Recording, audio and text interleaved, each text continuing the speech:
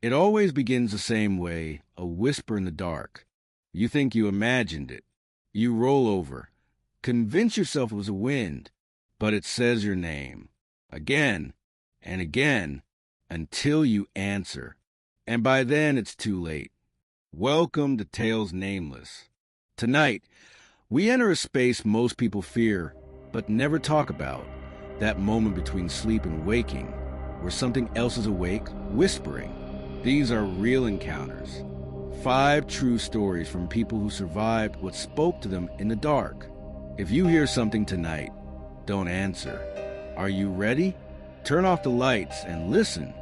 Story 1, The Voice in the Recorder. I never believed in anything I couldn't see. I'm a systems analyst. I troubleshoot code, not people's ghost stories.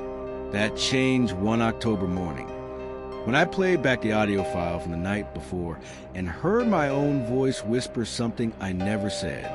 Let me start from the beginning. I live alone in a 2-bedroom apartment in Flagstaff, Arizona. Quiet area, pine trees, cheap rent. I'd recently broken up with someone, so I wasn't sleeping well. Tossing, turning, waking up every few hours. I downloaded a sleep tracker app that records sounds during the night. Snoring, turning, even talking in your sleep. It stores the files in a tidy list by timestamp. Perfect for data nerds like me. The first few nights were uneventful. Just the occasional shuffle of sheets, maybe a cough or two. I was about to delete the app when on October 12th, I saw a file recorded at 3:12 a.m. titled, Voice Event, High Confidence. Weird, I thought. I don't talk in my sleep. I press play. You're the fucking problem. That's what it said. Flat, male, whispered, right into the mic. In my voice. I remember freezing in my chair, holding my phone like it might bite me. I listened again. It sounded like me, same inflection, same tone, but there was a coldness to it. Like my voice had been drained of everything human. The strangest part? I didn't remember dreaming anything. I'd gone to bed sober, alone and exhausted. Maybe it's a glitch, I thought. Audio app spliced something wrong. I even checked my TV history. Nothing playing at that time. I laughed it off eventually. Shrugged. Deleted the file. The next night, I slept worse. Tossing. Kicking. I woke up sweaty and irritated. When I checked the app again, my stomach turned. Voice event, 3:14 a.m. This time, I braced myself and pressed play. Get out. It's watching. Still my voice. Still that cold, empty whisper. But the words felt wrong. Like something pretending to be me.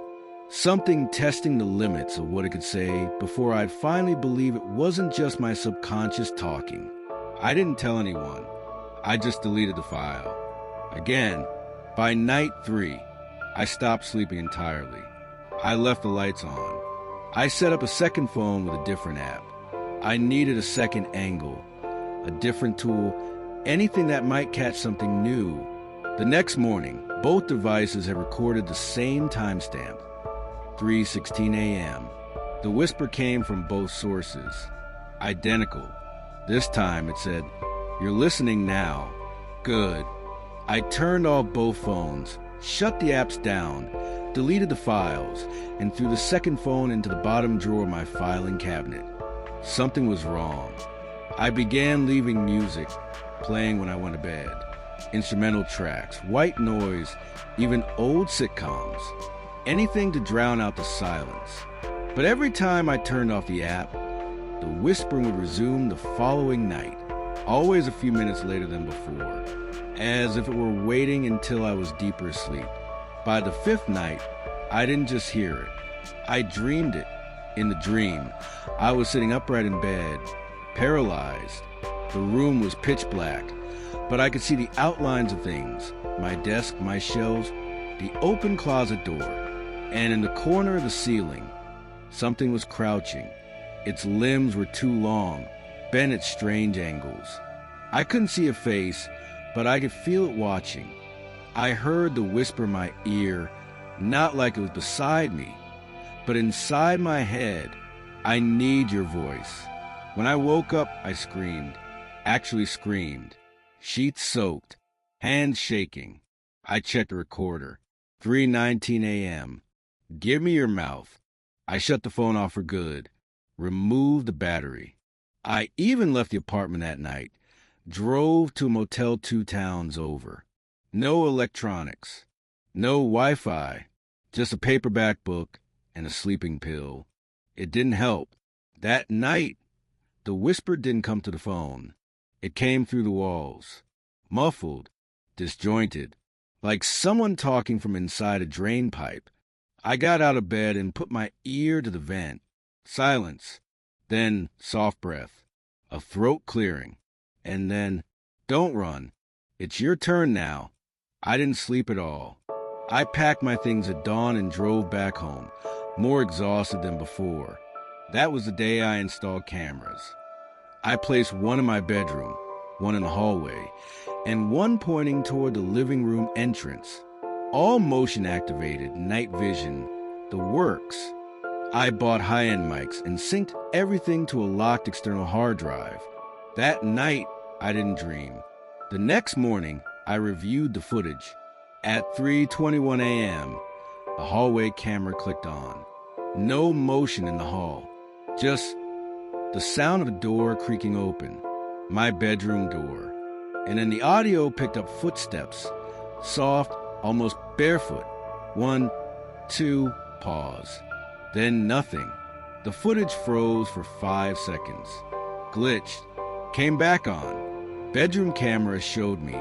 Asleep, but my mouth was moving, like I was talking in my sleep. But when I zoomed in, the lips weren't forming words, just twitching. No audio recorded. That was the last straw. I called a friend, Mikey, who works sound engineering for indie horror films. I didn't tell him the full story. Just said, I thought my building had a feedback problem. He agreed to do a full spectral analysis of the audio files I'd backed up from the first few nights. He called me at 2 a.m. that same night. Man, what the hell did you give me? What do you mean? I asked. He hesitated, then said, those whispers, they're not on one channel. They're on both, simultaneously, and they're layered, like something was saying it twice, once forward, once backward. I froze. Play the last one in reverse, I said. He was silent. Then, click, then I heard my voice say, let me in. We scrubbed the files, deleted everything, destroyed the old phone, disconnected the cameras. And for a while, it stopped until last night. I was lying in bed, reading, no apps, no recorders, just me. I yawned, closed the book, rolled over, and just as I was drifting off, I heard it, a whisper, my voice, right beside my ear. Don't worry, I recorded this one for you. If this story made your blood run cold, don't forget to comment your own experience, and subscribe for more true horror encounters every week. Story 2, The Lobby Whispers. There's something about 12 a.m. that feels too quiet, too calculated, like the world is holding its breath. And if you're awake to notice it, maybe you're not supposed to be. It started on a Tuesday. I just moved into a high-rise apartment in downtown Chicago. 14 floors, modern security, smart lock on every door. The kind of place where you feel invincible because you pay too much rent. My unit was on the 12th floor, corner unit, big windows, no balcony. I lived alone, which was exactly how I liked it. No roommate drama, no late-night interruptions. I worked remote, edited commercials mostly, and when the world got quiet at night, I worked best. That first week, I barely noticed the time. Midnight meant nothing to me, until I started hearing my name whispered from the hallway. At first, it was faint. I had headphones on, thought it was part of the track I was editing. But I paused the music, and the whisper came again. Sarah, clear, soft, like someone trying not to wake a child. I froze, then silence. I stood and walked to the door, checked the peephole. No one. Chalked it up to fatigue. Back to work. The next night, it happened again. 12 a.m. exactly. Same voice, same tone. Sarah. But this time, it came from the lobby intercom speaker beside the door. That shouldn't be possible. It only rings when someone buzzes from the front desk. And that rings loud. Not a whisper. Not a name. I pressed the intercom button. Hello? Nothing. I opened the door. The hallway was empty. Not even the usual hum of neighbors' TVs. I reported it to building management. They blamed faulty wiring. Promised to have maintenance check it out. But they didn't find anything. Because there was nothing to find. That Friday, my uncle stopped by. He's an HVAC tech. Always skeptical of ghost stuff. I told him about the voice. He joked about mold, hallucinations, insomnia. But before he left, he said, if it happens again, record it. Use your phone. Get proof. So I did. That night, I stayed up. Midnight came. I sat in the living room with all the lights off, phone in hand, recording app running. 12 a.m. Nothing. 12:01. Still nothing. 12:02. Sarah. I jumped. The voice came again, this time from inside the apartment. Not the hallway. Not the intercom. Not even the vents. It was like it came from the walls. I played the recording back immediately. At first, just the ambient hum of the room.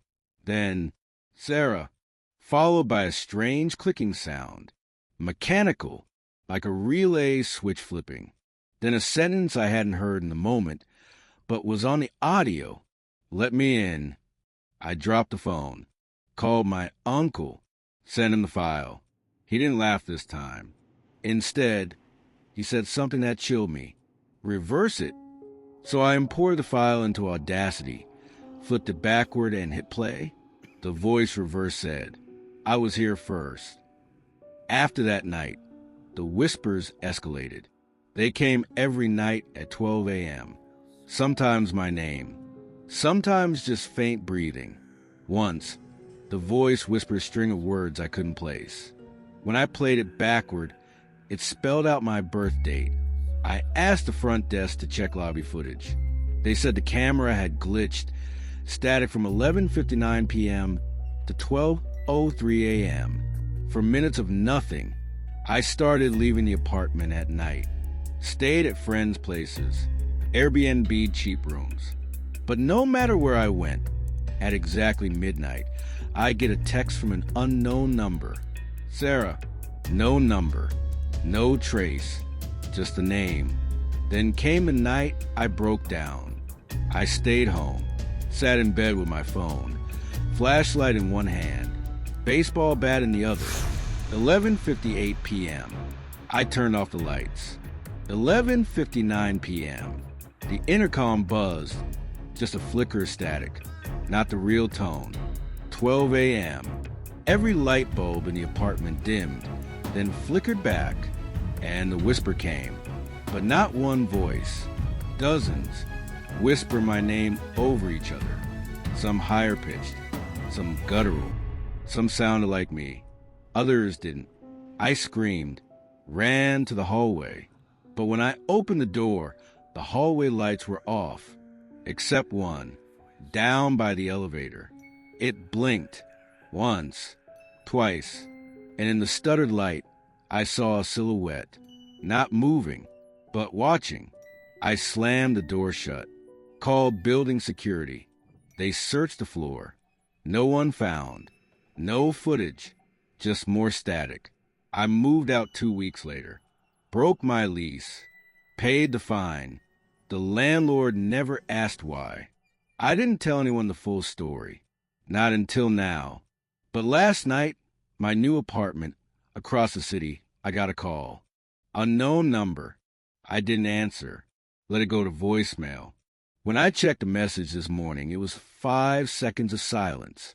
And then, Sarah, if you made it through this chilling encounter, make sure to like, subscribe, and comment below what you would have done. And remember, the whisper knows your name too. Story 3, Through the Window. There's something wrong with the window across from mine. That's what I told myself the first night I saw the man standing there. Perfectly still, lights off behind him, just standing, watching. I live on the 6th floor of a quiet apartment building in Portland, Oregon. Across the alley is another building, identical structure. Most people keep their blinds shut at night, but not this guy. Not him. He just stood there every night. Same time, 12:03 a.m., and always looking straight at me. At first, I assumed it was coincidence. Maybe he worked nights. Maybe he smoked by the window, but he never moved, never lifted his hands, never turned his head. He just watched. I told my girlfriend, who was staying over that weekend. She laughed. He probably thinks the same thing about you. We joked about it, gave him a name, Midnight Mike, took photos. But whenever I tried zooming in, the picture would blur, even on my DSLR. It became a ritual. Midnight arrived, and there he was, like clockwork. Then one night, he wasn't there. It was the first night I'd seen the window dark. No silhouette, no movement. I actually felt relieved until I walked into my kitchen to grab a glass of water and passed my other window, the one facing the back alley. And there he was, closer, still, staring. I dropped the glass. By the time I turned on the light, he was gone. That's when I started documenting it. I kept a log, noted the times, the angles, the shifts. Every time he disappeared from one window, he reappeared in another, closer, always closer. I called building security. They checked the neighboring building. Apartment across from mine, empty, had been for months. Owner was out of the country. They even let me go up with them. The room was dusty, unfurnished, no signs of life. I asked, can someone access it from a roof? They said no, not unless they had a key. I stopped sleeping. One night, I taped blackout curtains over every window. I wanted silence. I wanted darkness. At 12 a.m., my phone buzzed. A picture message. No number, just a photo of me standing in my kitchen from outside the building. Behind me, in the photo, my blackout curtains were lifted. I turned and ran to the kitchen. Nothing. The curtains were sealed, still taped down. I checked the photo again. It was time-stamped 12:03 a.m. I went to the police. They investigated, found no footprints, no camera, no physical evidence. Suggested I was a victim of a prank. A week passed. I stayed at a friend's place. No messages, no photos. But when I came back, my apartment smelled like damp soil. And in the center of the living room floor were footprints, bare, human, wet, leading from the window to my bed and back again. I moved out the next morning, blocked the number, burned the curtains. But it didn't stop. 2 nights ago, in my new apartment, a different city entirely, I woke up at 12:03 a.m. My phone lit up, a photo of my bedroom window, and in the reflection of the glass, he was smiling. If this story left you with chills, hit that like button, subscribe for weekly nightmares, and comment below if you've ever seen someone watching you through the window. Story 4, The Dead Hour. They say between 3 o'clock and 4 a.m. is the dead hour. I used to think that was just folklore, something old folks said to scare kids into sleeping early. But after working the night shift for 3 years in a hospital basement, I believe it. I worked IT at a mid-sized medical center in Pennsylvania. My office was 2 floors underground. No windows, just fluorescent lights and a radio for company. I liked it. Peaceful, no interruptions. Then one morning, I saw myself on security footage at 3:14 a.m. Let me explain. Every night, part of my job was to run a system backup. I'd plug into the mainframe, monitor the patient record sync, and occasionally help with overnight tickets from upstairs. That particular night, all was quiet until one of the nurses from ICU radioed down. "Security glitch in elevator C," she said. "Door opened, but no one came out. Can you check the feed?" I pulled up the live footage. Elevator C showed an empty car, doors wide open, nothing inside. I rewound the tape. The elevator had descended alone from the 3rd floor, stopped at B2, my level, and just opened. No passengers, no wait triggers. No one swiped a badge. I shrugged, logged it as a glitch. Then curiosity got the better of me. I checked other cameras on B2. That's when I saw myself standing outside the server room at 3:14 a.m., staring into the camera. It wasn't a reflection. It wasn't pre-recorded. It was me. Same clothes, same tired eyes, same lanyard, except I was in the server room at the time. I knew where I was. I even checked the internal motion sensor. It showed I never left the room. So who or what was standing in the hall? I zoomed in. The figure stared straight into the lens. Then it smiled, and the camera feed glitched. I tried showing the footage to my supervisor, but the file was gone, corrupted, timestamp erased. The next few nights, things got worse. Motion sensors triggered when no one was around. Lights flickered. And at exactly 3:14 a.m., my monitor would freeze just for 1 second and then show a distorted version of my face, like someone had taken a still image of me and twisted it. One night, I stayed after shift to run diagnostics, pulled every log, every system trace. Nothing explained it, but as I sat in the dark, drinking cold coffee, I heard the elevator ding. Elevator C. I walked to the lobby. Doors open. Empty car. Again. But this time, the floor indicator flickered between B2 and B3. There is no B3. The basement ends at B2. I backed away. The doors closed, then reopened. And there, standing inside, was me. Same uniform, but the skin pale. Blue lips, blood under the eyes. My doppelganger tilted its head and whispered, "This is your shift now." I ran. Didn't stop until I reached the ER, breathless, shaking. The nurse on duty looked at me like I was a ghost. "I just saw you come up the stairs," she said. "Didn't you take the elevator?" I shook my head. She frowned. "But you buzz in. Twice." We checked the access log. My badge had been used 3 times between 3 o'clock and 3:16 a.m. Only one of them was me. That weekend, I requested reassignment, switched to daytime hours. No more nights, no more basement, but I still check the hospital cam sometimes. I still have access, and every now and then, just once every few weeks, I see a shadow in the corner of the elevator or near the server room. It never moves. It just watches. And the timestamp is always 3:14 a.m. If the dead hour made your spine tingle, hit that like button, subscribe for more bone-chilling encounters, and share your own late-night horror in the comments. Story 5, Whispers from the Woods. Some people go into the woods to escape. I went forget.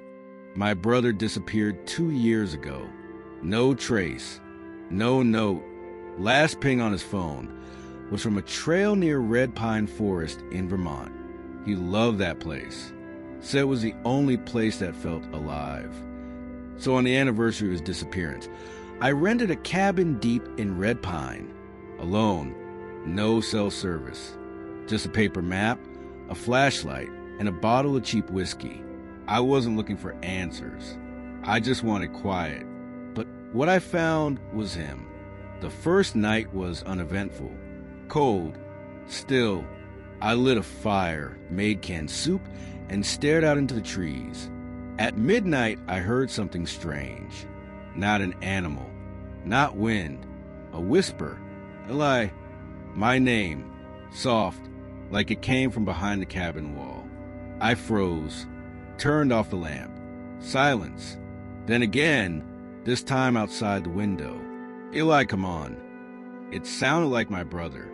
I ran outside with the flashlight. Nothing but trees. I called his name. No answer. Then I saw something wedged in the bark of a pine tree. A photograph. It was water damaged, but I recognized it immediately.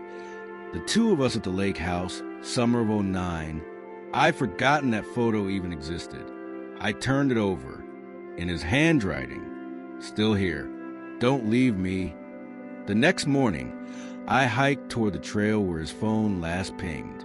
About 3 miles in, I found an old ranger's cabin. Boarded windows. Door chained shut.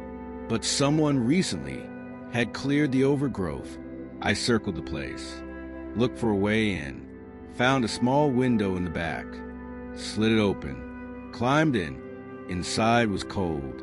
Dark. Smelled of damp rot. And then I heard it. A recording. It was on loop, playing from an old cassette deck on the floor. The voice on the tape. If you're hearing this, you're already part of it. Midnight. Every night. Listen. Then silence. Then whispers. I took the tape. Ran back to my cabin. Played it again. In the background of the whispers was a voice. Barely audible. You found me. Don't stop. It was him. I knew it. But how? I didn't sleep that night. Just sat by the fire. Flashlight on, tape playing again and again. At exactly midnight, the whispers on the tape stopped, and a voice outside the cabin said, "Come to the trees." I grabbed my jacket, my boots, followed the voice. No flashlight, just instinct. Half a mile in, I found a clearing. Moonlight poured down through the trees. In the center, a circle of rocks. In the middle, another cassette player. And a second photograph. This one showed me, standing in the clearing, taken from behind, time-stamped 5 minutes earlier. I spun around. Nothing, but the whispers started again, louder, everywhere, overlapping. Some said my name, some said his. One voice said, "Trade places." I ran, didn't stop until I saw the glow of the cabin. Locked the door, pushed the dresser against it. But inside, the tape player turned on by itself, and the voice said, "You left me here. Now you stay." I smashed the player.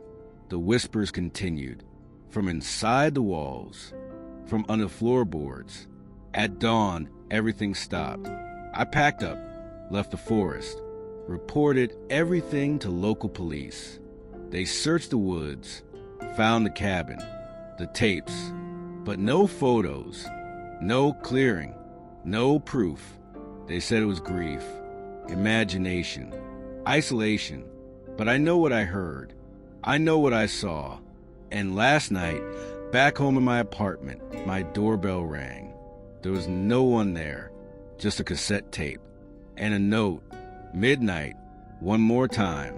If the woods are whispering your name, would you follow? Like, comment, and subscribe for more stories you won't believe are real. And so, 5 stories. 5 whispers.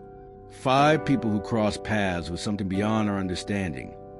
Not through haunted houses or cursed objects, but through the quiet moments, the places we trust, the windows we ignore, the hours we forget even exist. If you're still with us, ask yourself one question. When midnight comes tonight, will you listen? Don't forget to subscribe for more true horror stories. Hit that like button to keep the shadows fed, and comment below. Which story haunted you the most? Or better yet, tell us yours. Because the Midnight Whisper is always listening.